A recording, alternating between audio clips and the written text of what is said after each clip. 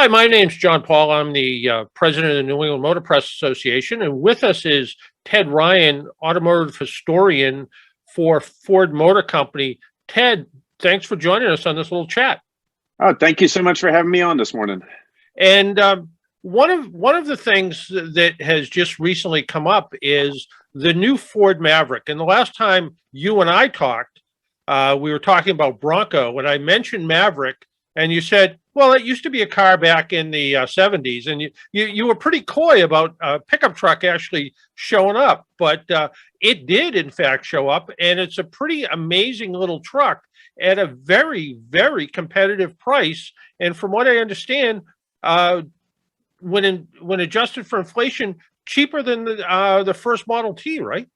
It is cheaper, and that's one of the tidbits that my team came up with. Is the Maverick team had been talking to us about Ford's entry-level vehicles over time, which we've had some great ones, including the Mustang, was another entry-level vehicle. But the original Model T was about $850 when it came out in 1908. And listen to this ad. I'm going to look over here for this ad is from 1910. Listen to some of these standard features you get with the Model T. At a price of going up a little bit, but you get a windshield. Okay. You get a gas lamp. You get a generator. You get a speedometer. And you get a horn, and those were the standard features on a Model T from 1910 that you're paying $900 for. So if you put that inflation calculator, you're over 25 grand, which we beat that handily with the Maverick coming in at 995. And you get more than just a radio and a speedometer. And a windshield. Yeah. You do. The features on the new Maverick, and that's what's so fascinating to me. And I'm speaking as a father of a 19 and 22-year-old boy, both of whom pulled up the build and price site for me a couple times to show me all the safety features that they could get if I were to help them acquire a Maverick. But it's a pickup truck designed for the up-and-coming generation. It's all hybrid, which is different from Ford. Every one of them is a hybrid, which means 500 miles on a tank of gas versus the 200 you get with that Model T. But it has the 8-inch screen, and it has the lane assist, and it has one of the things I love is since we're in 2022, the water cup holder is actually a little bit different to fit water bottles of today, which is what everybody's walking around with the water. Yeah. And they built in a tablet holder. Think of yourself, if you're a new contractor, young contractor starting out, A, you're getting a great entry-level price, but B, with the hybrid, you're going to save on gas mileage, but get all the features that you would have gotten from the Maverick's big brother, the F-150, just at an affordable price. And when you look at the Maverick, when I first saw it, I said, this is a pickup truck for people that don't know they need a pickup truck yet. Exactly. It's a pickup truck that is a comfortable ride. It's smallish so that you can fit it into the city parking spaces. The entry-level price is going to be appealing. Henry Ford changed the world with the Model T, and it became the car that put America on wheels, because even at $650, that was still entry-level. And then ultimately he got the price down to $250. Always passing on those savings as the assembly line came into place and all the other changes were made. We're doing the same thing now with the Maverick. You're getting an amazing vehicle at an entry-level price, and I think it's going to be hugely popular with the younger generation. And from what I understand, there's nearly 100,000 of them on order already, or? I don't know the exact numbers, but I know that the reservation bank has been hopping, and you can actually go build and price a Maverick today if you wanted to, and we'll begin with the sales occurring in early fall. So you'll start seeing Mavericks out on the road. I saw one on the road, but it was a pre-production one here in Dearborn the other day, and it's a good-looking little pickup truck. And it's a pickup truck that actually has a real back seat and real back doors, as opposed to some of the compact trucks, even the first-generation Ranger, which didn't have 4 doors that way. Exactly, and some of the other features, in the back seat, the seat will lift up, and you have a storage container that did you read the press release? A fully inflated volleyball will fit in there. Well, and then it follows up by saying a lunchbox and a toolkit and some other. So there's the thinking that went into this car is thinking about what a 20 to 30-year-old person is going to want. What do they want with their vehicle? Well, they want storage. They want room for their water bottle. They want the technology. They want to make sure that Apple AirPlay works or that the Android system works, which it does. So it's got all the technology that you get in the more expensive Big Brother F-Series baked into the Maverick, but at an entry-level starting price and an amazing gas mileage to boot with that.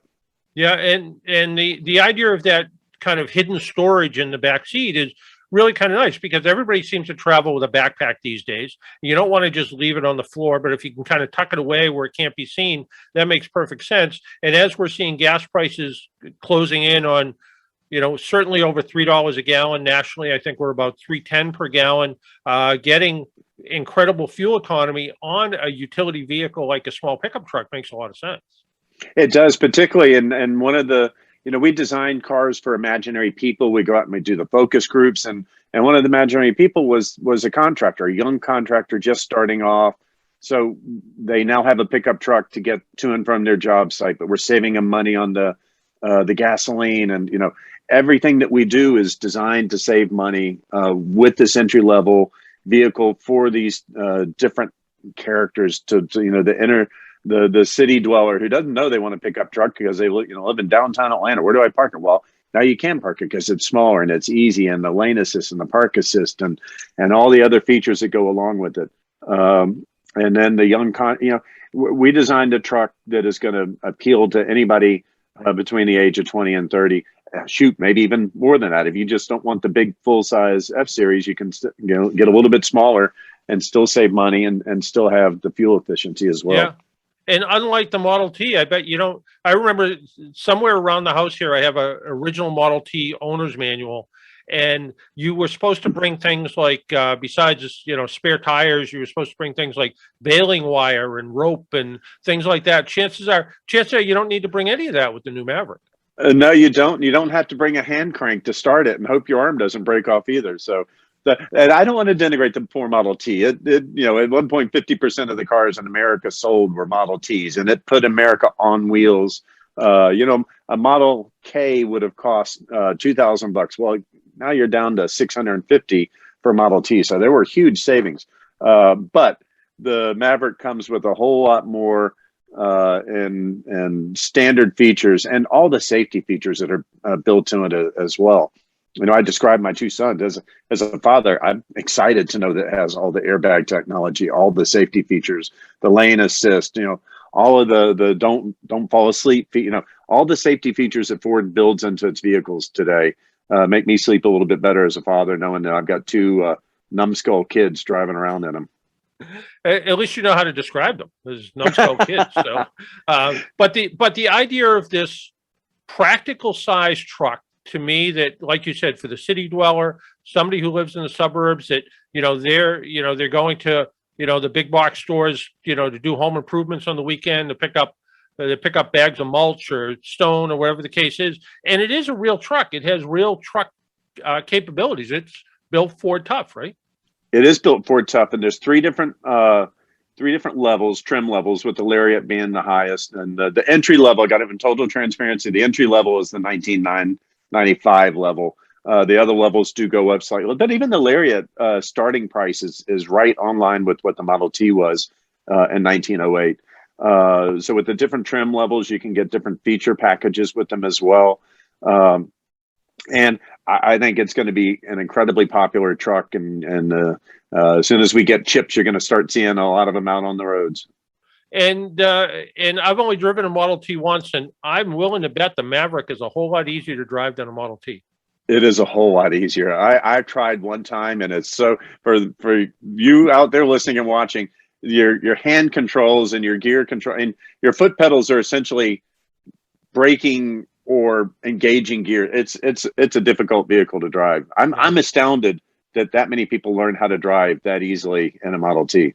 I suppose if that's all you know, it makes it easier. If you try to go back to that, it makes it more difficult. Well, the idea that the Maverick is, when adjusted for inflation, cheaper than the Model T, I think is a pretty phenomenal bit of information. And I personally think the Model T was like you said, it's really what put Americans on the road. And I think the Maverick is going to do a good job of replacing that bigger pickup truck, but also just bring some practicality into the world where not everyone needs an F-150 or an F-250 or an F-350. So many times you see, some big pickup trucks on the road, and there's one person in a little cardboard box in the back. And a pickup truck like this is going to do everything you need for most people. And it just, to me, makes a lot of sense. And when the original Ranger went away years ago, I always thought there was a market for a mini truck. And I think this new Maverick is a perfect solution for that. I 100% agree. And I've seen them in person, and they're attractive. I love the functionality built into it and the way that we're thinking about today. And I think that we're going to have a winner with the Maverick. I think you do. And Ted, I want to thank you for taking a little time out of your day and joining us on this little chat. Thanks so much for having me on this morning. All right.